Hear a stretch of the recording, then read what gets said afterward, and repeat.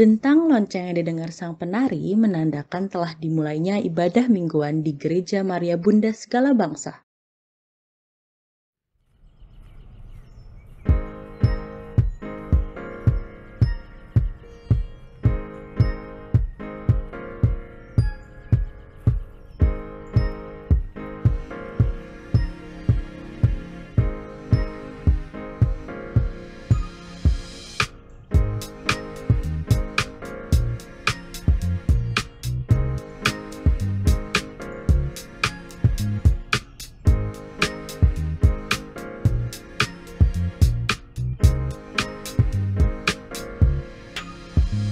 Pujian dan syukur kepada Tuhan yang mempertemukan kita.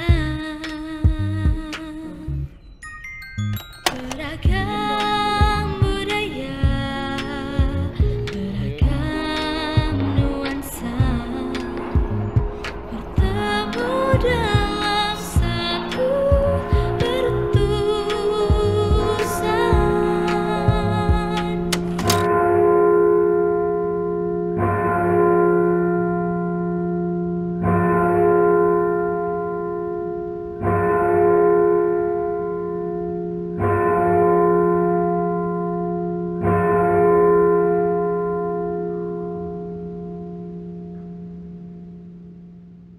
Walaupun lonceng yang didengar sang penari tidak nyata, teladan Bunda Maria dapat dilihat dari dentangan lonceng yang memberikan keselamatan kepada umatnya di segala bangsa untuk terus menyebarkan kabar baik. Halo umat sekalian, yuk kita lihat kembali perjalanan panjang Paroki Maria Bunda Segala Bangsa. Sebelum menjadi paroki sendiri, Maria Bunda Segala Bangsa merupakan bagian dari keluarga Kudus Cibinong.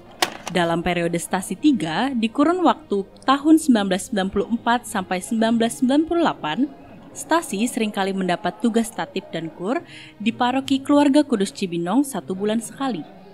Namun dalam periode ini terkendala dengan tempat ibadah yang kurang mampu menampung umat.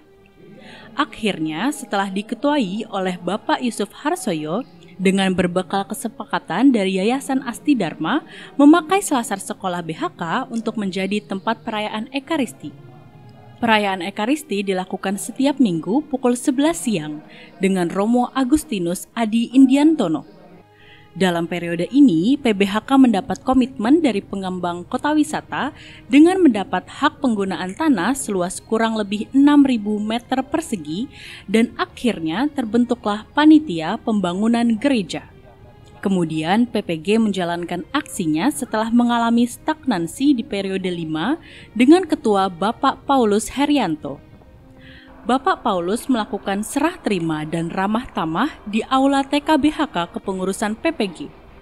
Dalam kepengurusan Bapak Paulus, disusun program kerja dan anggaran 1 tahun ke depan di Wisma Samadhi Klender. Akhirnya di tahun 2004, pembangunan gereja dimulai dengan peletakan batu pertama oleh Uskup Bogor Monsinyur Mikhail Kosmas Angkur, OFM, pada 14 Desember 2003 didampingi Duta Besar Vatikan dan Purnomo Yusgiantoro.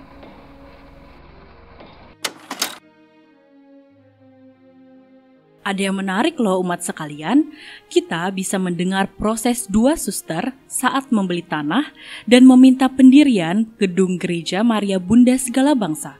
Yuk kita dengar bersama. Suster suster itu awalnya bisa masuk ke daerah sini. Itu tahun berapa dan bagaimana suster? Awalnya bisa masuk ke sini? Dimulai dari tahun 97. 97 itu mulai urusan. Lalu masuk oke dengan keputusan itu 98 dengan mulainya buka TK itu dan sudah oke urusan dengan developer lalu pelayanan hari pertama terus 98 dan mulainya sekolah itu. Oh gitu. Kalau kami hadir di Kota Wisata sebagai sekolah Katolik, kami usul, kami minta diberi tanah untuk gereja Itu menjadi prasyarat suster ya? Ya. Artinya suster akan deal untuk membuat sekolah di sini Ya. dengan syarat ada gereja. Iya. Itu menjadi permintaan. Iya, kami diundang untuk sekolah itu, permakapan kami, dan memang dibutuhkan. Ya kenyataannya bahwa akan mundur nggak, apa ya, dipertahankan. Boleh. Ya. Lalu syaratnya kalau kami ada sekolah di sini, kami membutuhkan fasilitas penting pokok, yaitu dekat gereja. Maka kami minta supaya diberi tanah untuk mendirikan bangunan gereja. Itu tanah gereja sudah ditunduk, situ itu. Sudah. Sudah. Jadi waktu suster beli tanah ini kan beli suster, ya kan? Lalu suster meminta di sebelahnya itu ada fasum. Ya. Oh, gitu. Saya nambah saja berdasarkan ini dari PT Aneka Kriya Bumi akhirnya memberikan surat kepada Bapak Uskup. Karena sebetulnya kita kan untuk urusan untuk sekolah ini sudah oke dan akan itu. Tetapi mengenai tanah itu, kami yayasan tidak berhak memiliki tanah fasus-fasos itu. Maka kami menyampaikan sebaiknya PT itu memberikan surat mengenai tanah ini kepada uskup. Kami itu belinya tanah menurut keterangan jumlahnya 43.200 meter persegi. Oke. 43.000. Yang dibeli suster. Ya. Oke. Catatannya dari sana. Oke. Nah, Seluruhnya. seluruhnya. Oke. Mula-mula kami punya pengertian termasuk gereja. Tetapi setelah diukur-ukur yang untuk sekolah ternyata 36.000 berapa? Dikurangi 6.000. 26.000. Jadi jumlah seluruhnya itu ternyata dikurangi 6.000 yang untuk gereja. Berarti suster. Oh. Lalu yang ini sama- berarti ada tanda kutip kecurangannya si Nah, ya itu. yang tipis ya, Pak. developer. Harusnya kalau mau waktu Iya. ini suster minta lagi saya karena suster bayar Pak. Maksud kami begitu, tapi waktu itu karena ya oper-operan dan kami tidak bukan bidang kami ya urusan itu.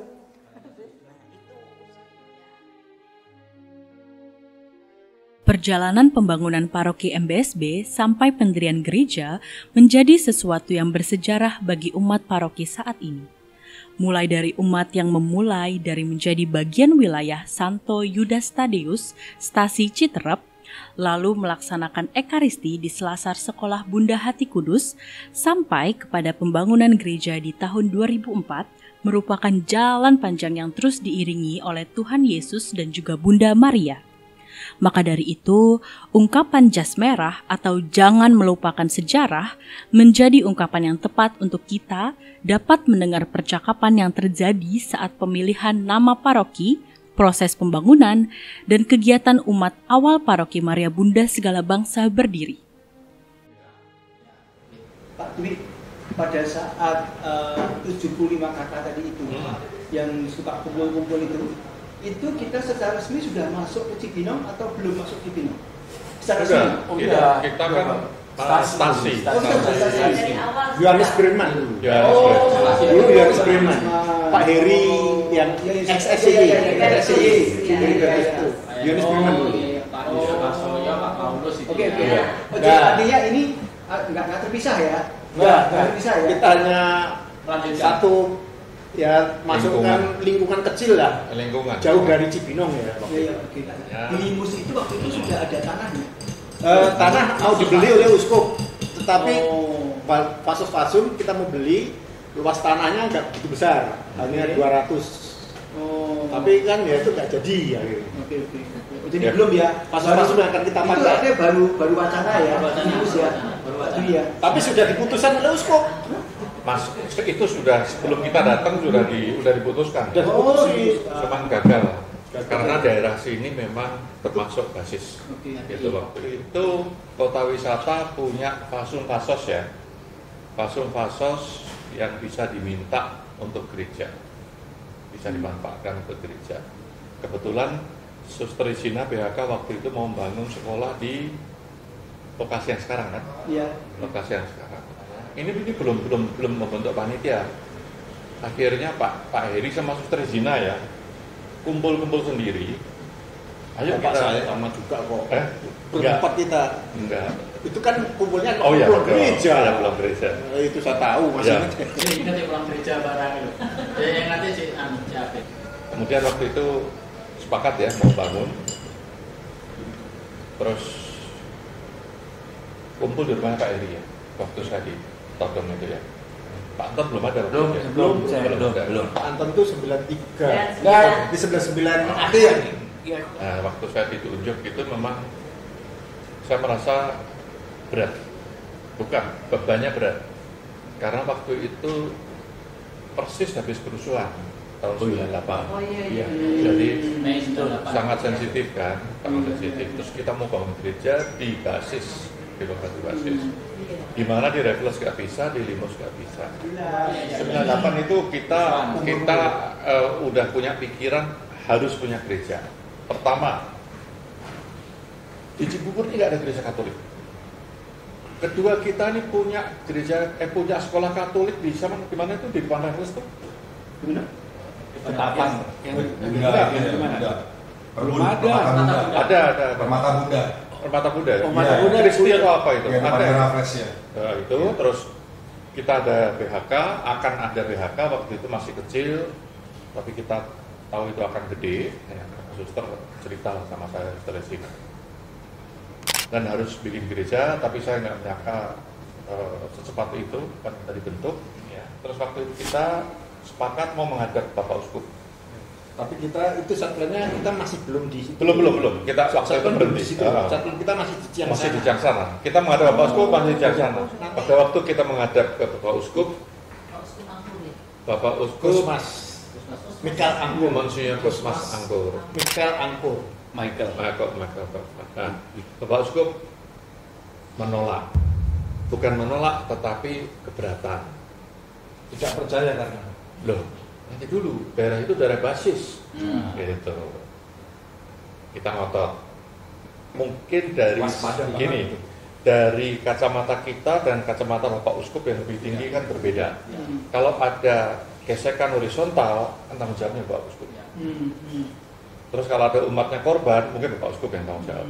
Jadi beliau kemudian nggak usah deh, gini. Terus saya minta waktu dengan Pak Albert juga dan Romo Adi ngadep ke Duta Besar Vatikan. Waktu itu Karena uskup ya. Iya. Karena uskup itu. Iya. Iya. Kita kan saya kan nggak tahu, Iya. saya nggak tahu gitu. pokoknya kita menuju ke sana. Karena keinginan besar sekali untuk bangun, gitu. Ditolak sini, tolak situ ya. Waktu itu kan Duta Besar Vatikan ya. Duta Besar Vatikan. Kita minta dukungan sama minta dana. Waduh, minta dana kan. Kita nggak ada dana 75.000 keluarga gimana minta dana? Dia bingung loh. Gereja Vatikan nggak pernah memberi satu peser pun uang untuk pembangunan gereja secara fisik, dibilang gitu. Terus untuk apa Vatikan? Saya nggak tahu. Kebetulan Pak Arianto Purnomo Yuskiantoro. bukan waktu itu Pak Arianto nelfon Menhankam langsung waktu itu. Langsung telepon, akan dikirim, ya akan dikirim. Gitu. Masih diskusi sama beliau, Pak Arianto terima telepon lagi, helikopter sudah dikirim, mengirim itu, udah dikirim on the way, langsung dikirim. Nah disitulah Duta Besar Vatikan, ya orang ini serius gitu kan, serius, dan menjangkau ke situ. Akhirnya ya kita pulang aja, kita lapor ke Bapak Uskup ya, Bapak Uskup agak tersinggung. Belum marah. Mesti marah. Kita bisa ngadep Vatikan dengan gampang karena terus terang aja Ada akses gitu ya. saya dan Pak Arianto tuh sering kalau ada farewell Duta Besar segala macam diundang ya untuk itu. Golf juga kan. Ya, sering diundang segala macam. Jadi ketemu sih sering ketemu, tapi yang nggak ada tujuan apa-apa waktu itu. Nah terus namanya apa? Saya bilang gitu kan. Suster ya BHK. Apa itu BHK? Begitu ya. Udah dikurus apa itu? Udah dikurus. Difusinya dulu apa itu kan gitu. Yang anu lah yang pas gini. Nah, akhirnya saya minta nama-nama orang kudus dari Burosa aja. Terus dari nama-nama itu Pak ada Bunda Adi Kudus. Kok Bunda Adi? Bunda segala bangsa.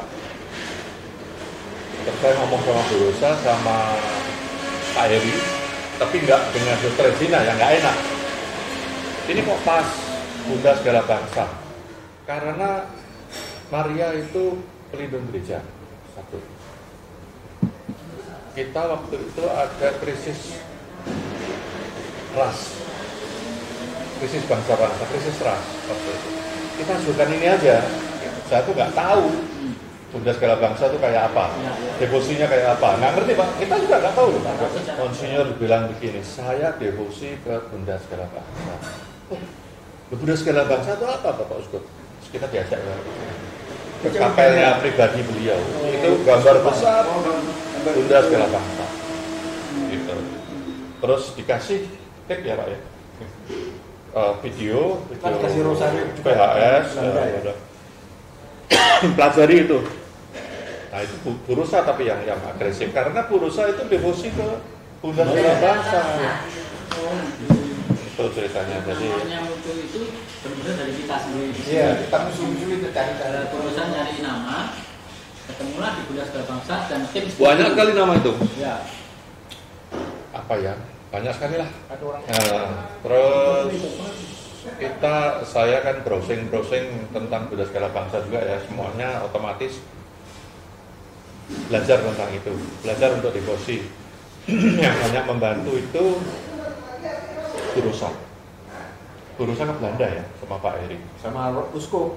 Oh sama Uskup. Tapi Uskup beda, Monsinyur beda kan? Ya, tetapi Uskup waktu itu ad limina kunjungan 5 tahunan ke Vatikan, mampir Belanda. Dan itu juga saya dioleh Rosario. Jadi beliau lain itu. Tahun 99. Tapi kalau nggak salah ya, dan ada yang penamaan Maria Bunda segala bangsa juga ada yang tidak nggak setuju juga. Siapa? Ini kan pada waktu umum bahwa kenapa nama ini? Sedangkan ini adalah stadion Dahman. Oh iya. Jadi yang Johannes Besman juga ingin mengajukan sebagai nama gereja karena stasiunnya kan itu. Uskup juga nggak begitu pas karena Uskup devosinya kayak itu ya. Ya sudah, kalau Uskup bicara ya selesai masalah. Mau dewan paroki umpamanya untuk pengurusnya siapa? Ya stasiun itu pengurusnya. Itu ada 3 faksi. Faksi pembentukan dari kita, pembentukan Bang PPG, faksinya Pak Harsoyo, faksinya Suster. Terus Berina, siapa itu Berina? Itu arsitek apa itu namanya? Kita. Oh boleh dong, kita belum punya arsitek dong. Kalau dia desain gereja kita. Oke lah, ngomong-ngomong sebentar, terus besoknya kita meeting ya, tim ya, ada Pak Albert juga kan. Ya. Waktu itu ketemu Pak Albert, gambar itu kok bagus gitu kan. Desainer Pak. Tadinya memilih ya tadi. Desainer kita tanya. Satu situ kita tunjuk, gambarnya dia itu kok minimalis bagus. Bagus ya, ini gereja, bukan gereja ini, dia bilang gitu. Ini adalah rumah di Amsterdam, gini, yang seperti itulah. Tapi rumah kayak batu gitu. Kita minta desain, saya minimalis loh, gini. Oh ya silakan, gitu. Nah, desain dikasih ke kita tanpa bayar. Dia bilang dicas 5% tetapi akan dikembalikan. Gitu. Jadi sumbangan sebagai sumbangan, gitu. Kita lihat desainnya gila luar biasa karena cornya itu kan untuk MM itu loh Pak. Ini kan nggak berhenti itu, nggak ada sambungannya. Iya. Maria itu. Terus diskusi saya sama dia sering itu di kantor di ini. Terus apa itu namanya konsepnya itu iman dasarnya Katolik itu apa? Iman dasar Katolik itu 7 sakramen. Bukan iman dasar ya. Kita ini 7 sakramen. Ini segala macam. Terus gerejanya nanti bagaimana dalamnya gini. Harus bisa ditempelin apa itu namanya gambar untuk jalan salib. Terus dia mikir 7, 14. Salah satunya berapa 14? Pas itu. Coba nanti saya gambar. 7 pilar itu yang begini ini adalah melewati sakramen-sakramen, pembaptisan, karisma segala macam. 14 tiang ini kan 7 kali 2 loh, itu adalah jalan salib Yesus. Jadi itu adalah konsep yang dia bikin. Pilihannya itu bentuk huruf M ya, Maria. Ya Maria. Dan ini nggak ada sambungan loh itu.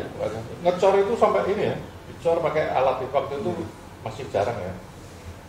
Bukan cetakan manual, tapi cetakan cor besar gitu. Cor besar pakai alat besar. Karena itu pintu paternoster kan susah sekali tuh. Pintunya kok segini-gini.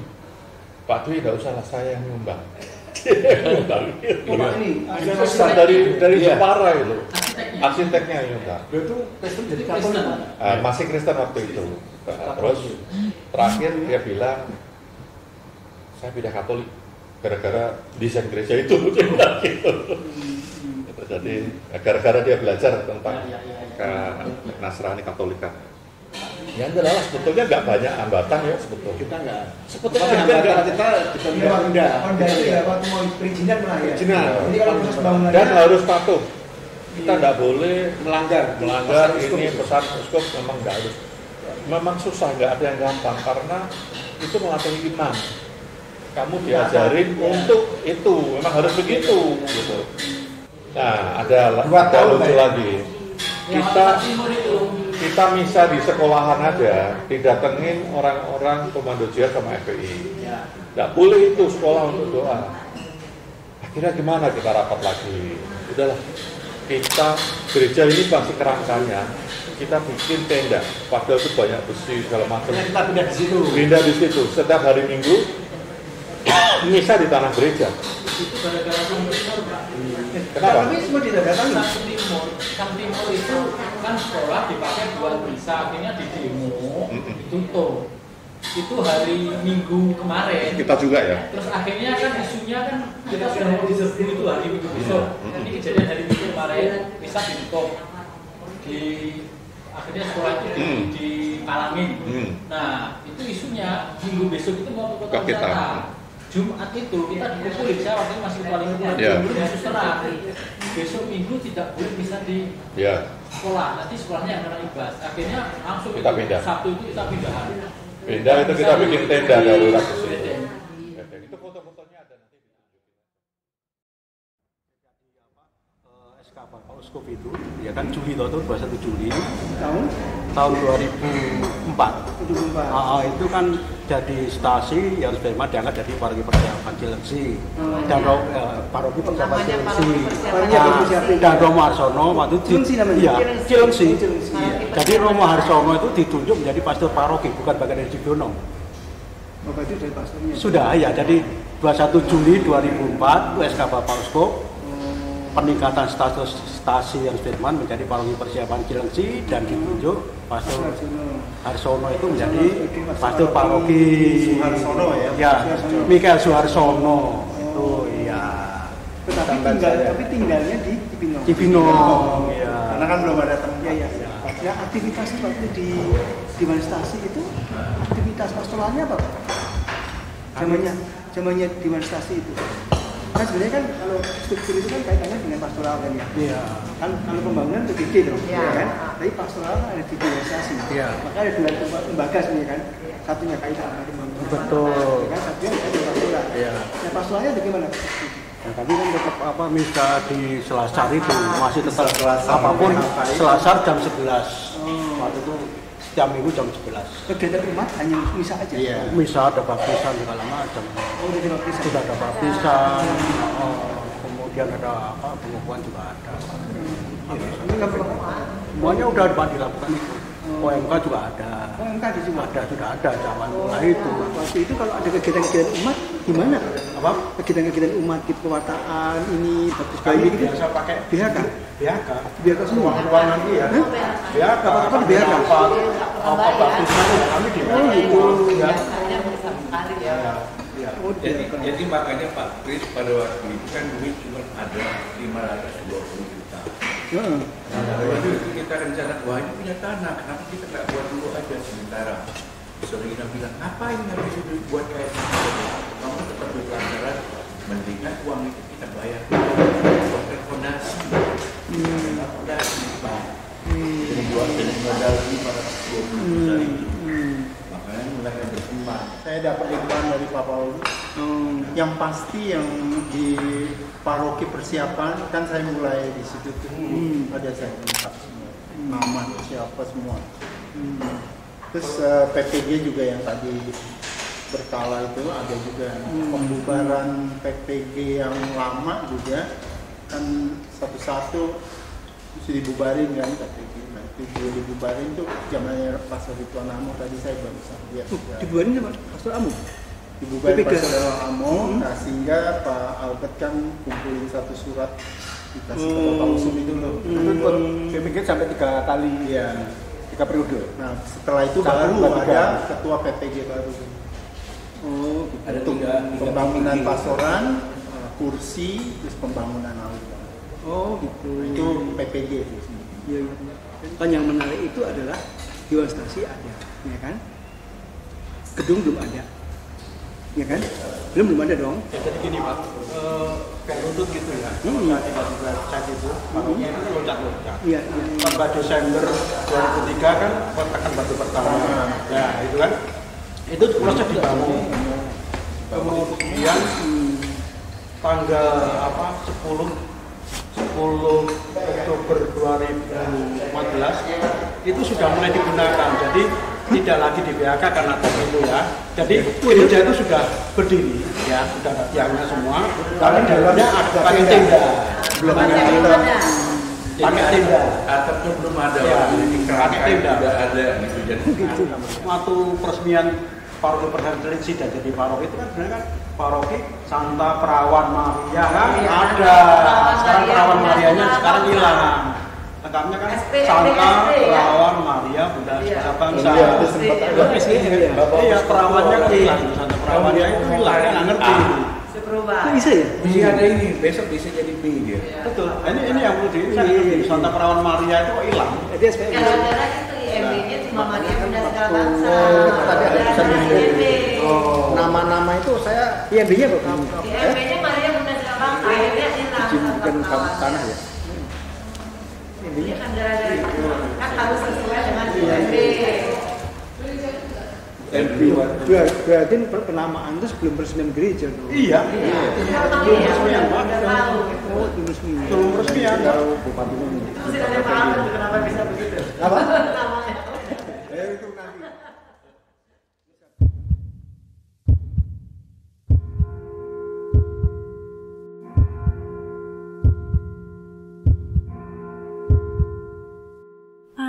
Aku mengerti sekarang.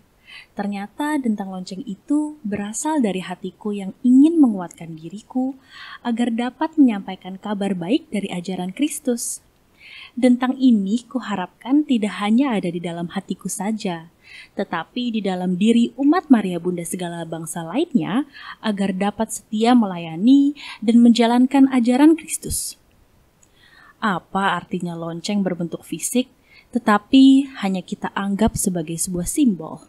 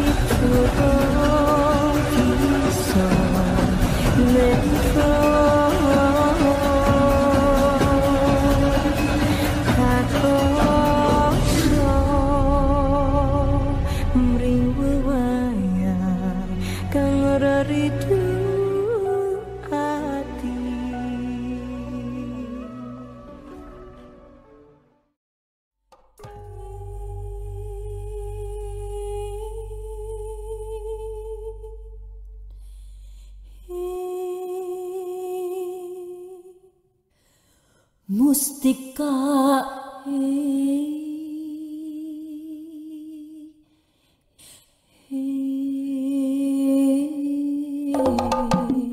hilang.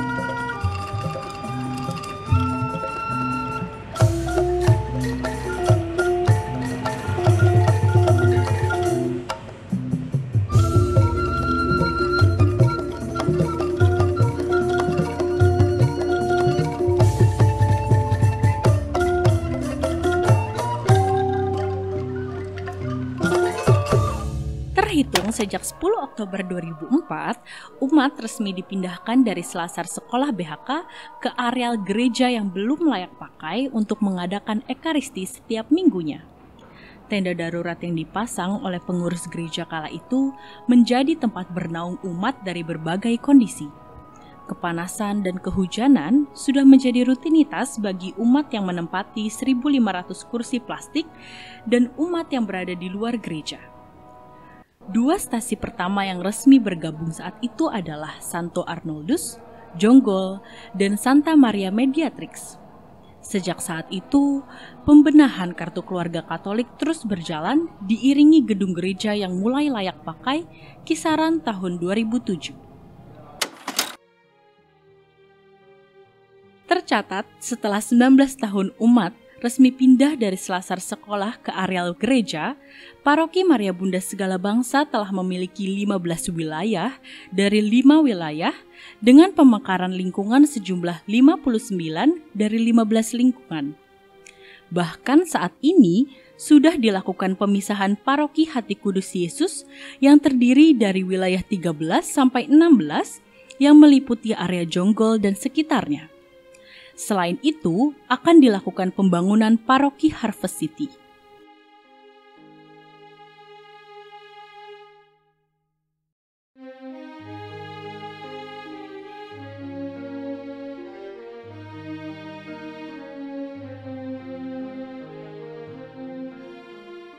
Wah, menarik ya melihat perkembangan paroki kita ini. Bahkan saat ini ada 12.000 umat loh yang tercatat di Kartu Keluarga Katolik Paroki Maria Bunda Segala Bangsa.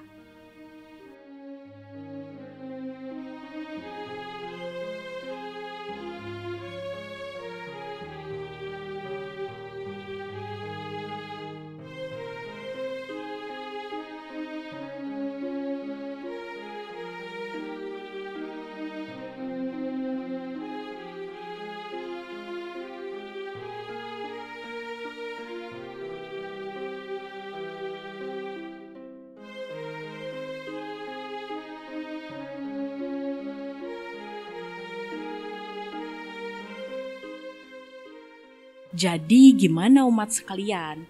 Menarik ya bagaimana perjalanan paroki kita ini sejak tahun 1975 sampai 2023 ini. Meniti perjalanan panjang untuk terus berkarya bersama Tuhan dan menggiring domba ke dalam satu rumah memang hal yang menyenangkan.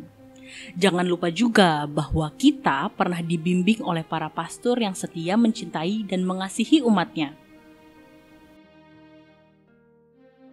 Semoga dari perjalanan paroki kita yang telah kita saksikan dapat menjadi sebuah pondasi bagi kita untuk terus melayani dan menjalankan ajaran Kristus seperti suara hati dari sang penari tadi. See you keluarga Katolik Maria Bunda Segala Bangsa, semoga kita bisa terus berkarya untuk Tuhan.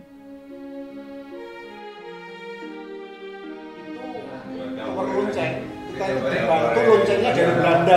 Mana? Waktu itu sudah diusulkan, tapi sudah ini gara-gara susah. Enggak, saya itu suaranya kalau nggak re atau sol gitu, kita milih apa dari dua aja. Tidak, kita nggak mau masuk tower karena menyolong. Kita ada peraturannya, ada aturannya. Ya, kita izinnya dapat. Ya, tapi ada kabarnya ada. Yang ada yang dibatasi.